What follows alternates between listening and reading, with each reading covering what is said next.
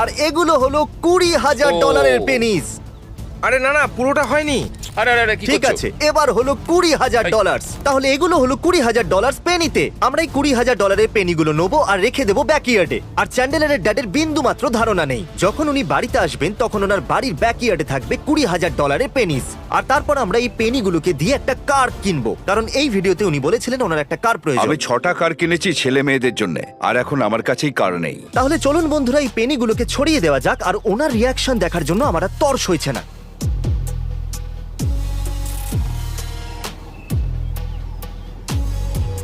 তোমার বাবার বাড়ির ব্যাকইয়ার্ডকে আমরা অফিশিয়ালি পেনিস দিয়ে ভরতে চলেছি। এটা শুনে কেমন লাগছে তোমার? Good. কি মনে হচ্ছে তোমার ড্যাডের রিয়াকশন কি হবে? সত্যি বলতে আমি জানি না। আচ্ছা ঠেলে দাও। আরে এ তো অনেক খুচরো।